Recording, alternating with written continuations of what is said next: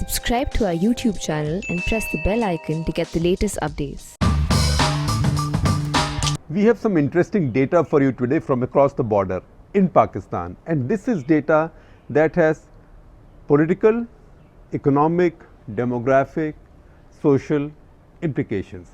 Now, many of those things might be only relevant to Pakistan, but there are some which also are relevant to India, all on the same parameters as well, but also important and interesting for us to take note of. So, what's happened in Pakistan is that after a long gap, they held their census. Census in Pakistan has been very controversial for some reasons I will explain very briefly. So, 1998 was the last time they had a census. 2017, then they had a fresh census. That is almost after 2 decades, and even though they had their census after 2 decades, it's only now this week that they have released some basic data from that census. Now, so you can imagine that this has taken more than 2 decades for this data to come out, and as this data has come out, this has many interesting highlights, some surprises. Not everything is a surprise, but some surprises. This census was also conducted by Pakistan Bureau of Statistics in a Pakistan Board of Statistics in a very unusual manner. So, in each case, each enumerator in this census was accompanied by a soldier of the army. So, this was a census conducted in partnership with the army, or you might say with the army's oversight or under the supervision of the army. Now, the controversial factors that may have delayed the earlier censuses and the release of this report, one is simple, that Pakistan has a large number of refugees, say from Afghanistan. Now, there is a lot of refugees, there is a lot of people who are difficult to identify whether they are of Afghan nationality or Pakistani nationality, because those borders are not well defined. One, those borders are porous, there is a lot of movement on both sides, and second, Afghanistan does not accept the Durand line. Second, cities like Karachi have a large number of stateless people. They have Bengalis, they have people who are called as Biharis or loosely called as Biharis. These are people who left Bangladesh and came to West Pakistan because they thought they were not original Bengali speakers and they thought they will be victimized in Bangladesh. So, they came to Pakistan, but many of them continue to be stateless. And then there are Pathans and there are Baluches from Afghanistan as well as Iran. So, there is a problem counting that population as well. And then there are interstate issues, because a lot of the national resources are then divided on the basis of population, and they also have an institution which is the Council of Common Interests, or CCI. So, Council of Common Interest is like a council of states where each state has a weightage depending on its population. So, this population count now 2017 gives Punjab, the Pakistani state of Punjab, 50% weightage in this Council of Common Interests. What this means is that they have half the weightage of, and also 50% that they have 50% of the weightage, which means as much weightage as the rest of the states put together, or the rest of the provinces as they call them in Pakistan put together. So, smaller provinces like Sindh particularly are protesting and saying that our numbers have been undercounted by a crore, and also Punjab's numbers have been overcounted by a crore. Now, how they might arrive at that number of 1 crore, I will mention to you in a moment. Let me give you the larger figures first. So, this 2017 census shows Pakistan's population as 20.7 crores. That is nearly 21 crores, 20.7 crores, growing at 2.4% per year, per annum, compounded. Now, if you extrapolate from that and say if it was growing at 2.4% and it was about 21 crores in 2017, what is it now? It's about 23 crores. That's the number that the global websites and the global databases from the World Bank to the CIA, they all count. The population of about 23 crores, and we sometimes say about the same as, say, the population of our state of Uttar Pradesh. But this population is growing very fast. 2.4% per year is a growth rate of which is more than twice as high as India's. Now, this is very high growth rate. Pakistan has one of the fastest growing populations in the world, even this shows you. But importantly, compared to the past, it has come down a bit. So the movement is not in the wrong direction, movement is in the right direction, but not fast enough. For example, if you compared with Bangladesh, Bangladesh is now heading for population stabilization. It's done even better than India, a little bit better than India. India is also moving towards population stabilization earlier than most people imagine, and definitely much earlier than doomsayers around the world and in India have been saying. In fact, we spoke about that in an earlier episode of Karta Clutter, of which I'll share a link with you, when this global data on population growth projections until 2100 AD came in, and that had some surprises for India as well. Anyway, you can refer to that. Now, Pakistan's population growth rate in their 1981 census was 3.06%, 3% for ease of calculation. In 1998, their next census, again there was a 17-year gap in those censuses. We always have a decennial census every 10 years. This year's is delayed by a year at least because of the pandemic. Nobody can go and count people and carry out a detailed census operation while a pandemic and multiple lockdowns are on. So, after 1981, they had the census in 1998. 1998, they reported a population growth rate of 2.68. Between them then and 2017, it is now 2.40. So, it's a decline, but it's a marginal decline. It's not that much. And we have a leader of the opposition for Pakistan saying, look, we've been making all our calculations, all our plans, all our economic projections, presuming that our population growth rate is down to 2%, 2.05% he says, but this is 2.4%. That means all our projections go out of the window. So, still Pakistan's population is growing too fast. That is the highlight point of this census. Now, there are people, Syed Khurshid Shah, who is the opposition leader in Pakistan National Assembly, he said that this data should be collated or should be compared with data picked up by Pakistan Board of Statistics and also Pakistani Army, because they might have a different data. We don't trust this data. And similarly, Pakistan People's Party, which draws most of its support and power from Sindh province, the Bhuttos are from Sindh province. So, the leader there, Nawab Yusuf Talpur, he said that the census is doctored. As I told you, he said 1 crore people in Sindh have been undercounted and 1 crore in Punjab have been overcounted to give Punjab this 50% weightage in the Council of Common Interests. Then there are a few other things in this census. For example, if you look at the basic headline figure, you will find that Pakistan's gender balance is not too bad. Pakistan has about 952 women to 1,000 men. If the total population of 20.7 crores has about 10.6 crore men and about 10.1 crore women. But, and you might think that, look, this looks a bit better than India's, only a little bit better than India's, not that much better, a bit better than India's. The fact is that when it comes to gender balance at birth or male-female ratio at birth, both countries are about the same. India is at 900, Pakistan is at 909. So, maybe marginally better, but both are equally bad almost. You might ask me, why is it then numbers later on look less uneven than at birth? That is because women tend to live longer than men.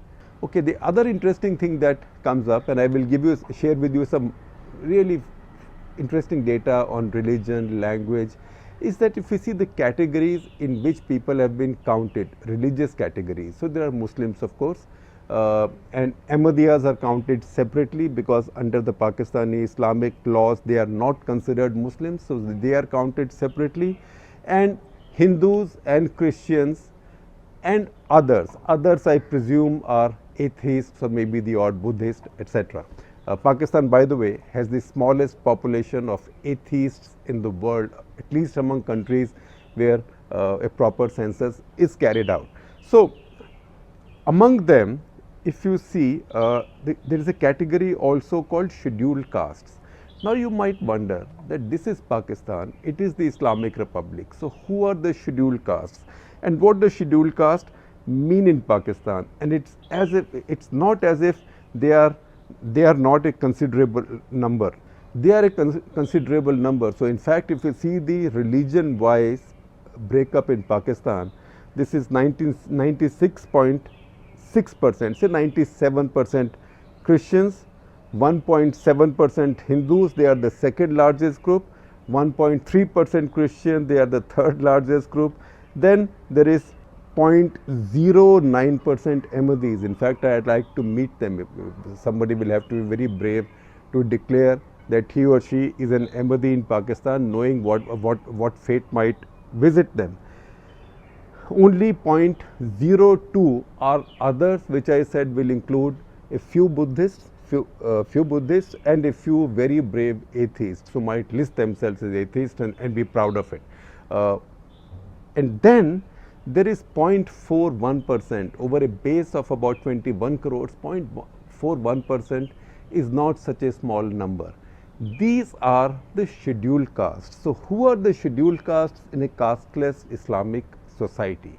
So, these so-called scheduled castes are actually people of the manual scavenging community who got left behind in Pakistan, who did not come to India at the partition time, thinking that look, we are treated badly by Hindus, by Muslims, we do the same lousy job, where is the need for us to take the risk of migration or going back to India, because that has its own risks travelling all the way back. At that point it was quite fraught. So, they stayed back, and also in Pakistan they were allowed to stay back because people of that calling they thought were needed. But even today they are obviously not listed as Muslims, but they are not listed as Hindus also, they are listed as scheduled castes in an Islamic country. Now, the interesting thing is that the Pakistani Hindu organizations are now protesting. The Pakistani Hindu organizations are saying that this is the wrong thing. By doing so, you are actually understating the number of our community, of the Hindu community. But anyway, that's where we are. I just thought that when you look at this data, this point, scheduled castes hits you in the face. Scheduled caste in Pakistan, so it's important to explain who these are. In fact, very often you see these advertisements by Pakistani public works departments and others for cleaning up sewers and all, and those advertisements clearly say Muslims need not apply, which means, so you know, if once you reverse that or you lift the veil, they mean they only want Pakistani scheduled castes to carry out those functions. So, one interesting highlight. Then you look at some issues with language, and this is very interesting. You would think Pakistan, Urdu, it is the home of Urdu. But you know what? Pakistan is the home of Punjabi, not Urdu.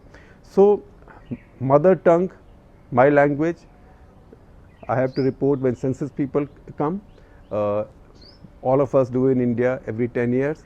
So, in Pakistan, only 7% reported their language as Urdu, only 7%, right? Frankly, if you just count 7% of 21 crore, maybe you will find, chances are you will find more Urdu speakers in India than in Pakistan. So, just 7% Urdu speakers, and that reminds me that one of the famous lines that Saadat Hasan Manto wrote when he went to Pakistan. He went to Pakistan, he said, thinking that this is a country where Urdu is the national language and everybody will be speaking Urdu. But I found that this is a Punjabi country, and then he said, और पंजाबी जब उर्दू बोलता है तो लगता है कि झूठ बोल रहा है.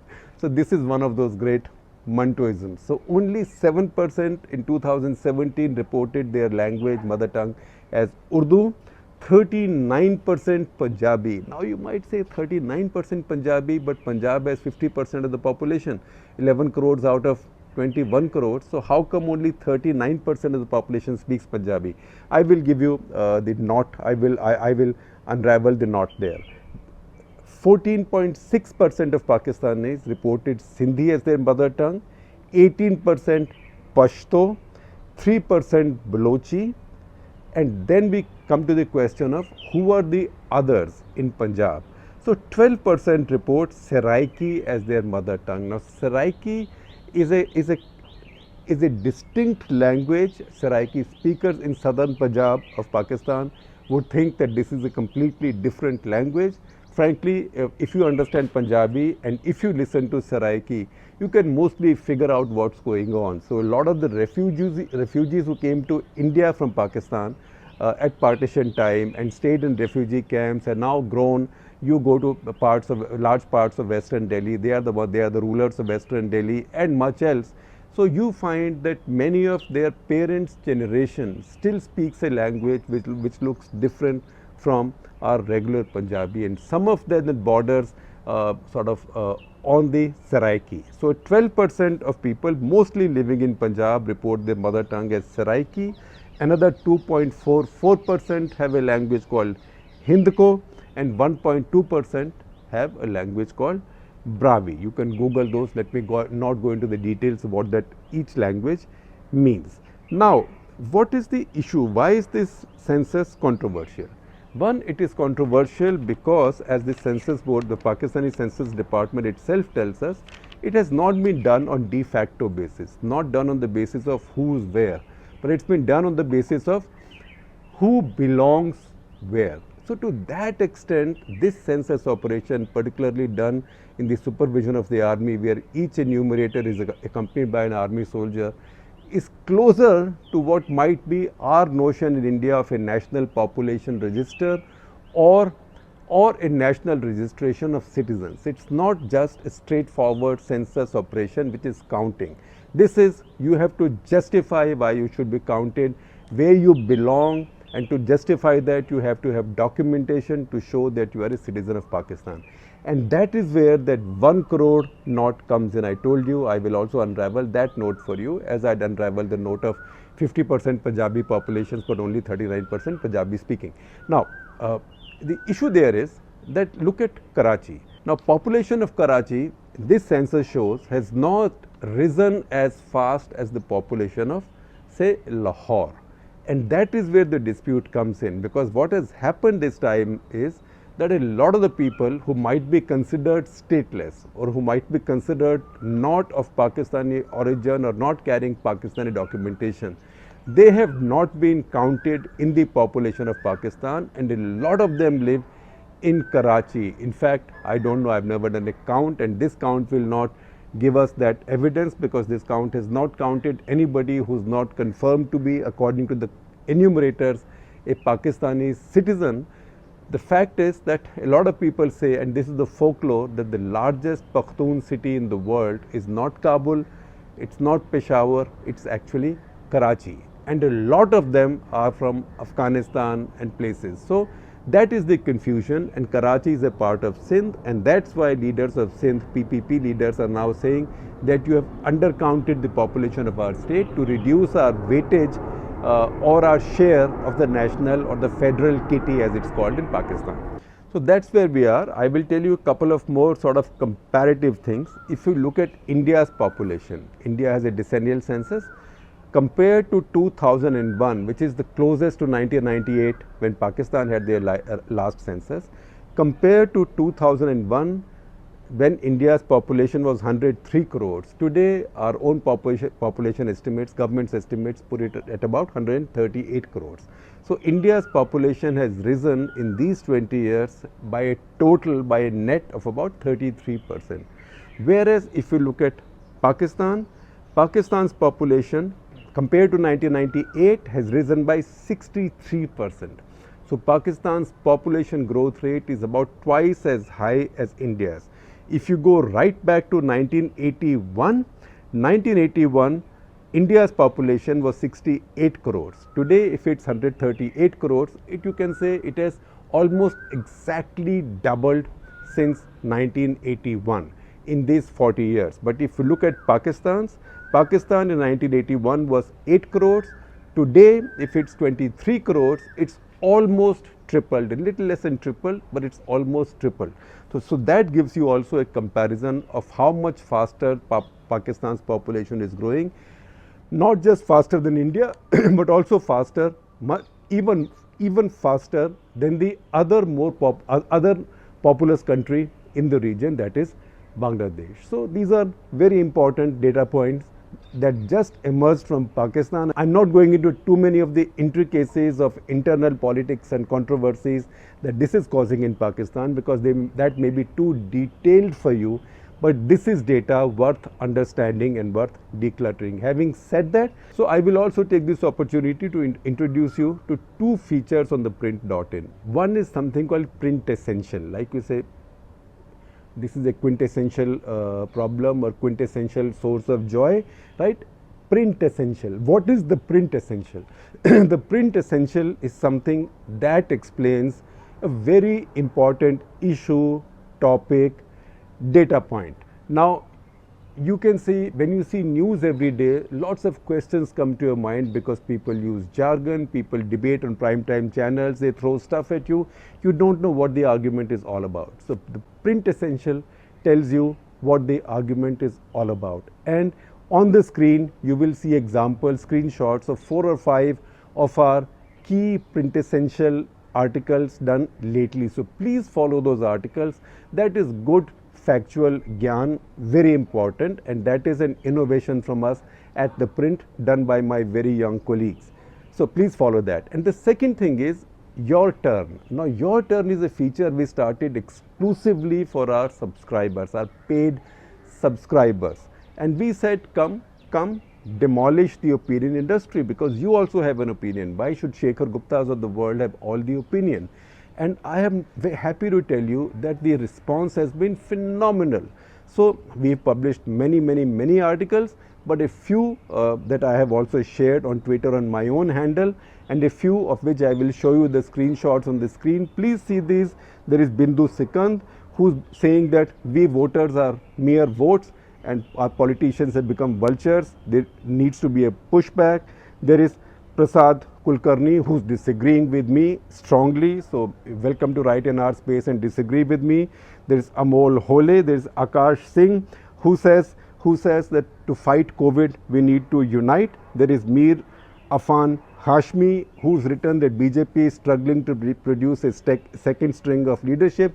We published it. After that, there is a lot of buzz on social media, and people as usual are saying, but what about the Congress, etc. But you know, what about it? तो हमारा national ideology है, उसको छोड़ दीजिए. But the fact is that his piece has caused a debate. He's not a columnist. He's just our subscriber, and our subscriber are smart people. There is also Kanti Gopal Kiwali, who has written on how in this phase of COVID, Modi government will learn to make itself more accountable. So these are wonderful contributions and also wonderful interventions in our national debate. So I'd say please do come join this marvelous debate, be our guests, and on which note I will conclude this episode of Cut the Clutter.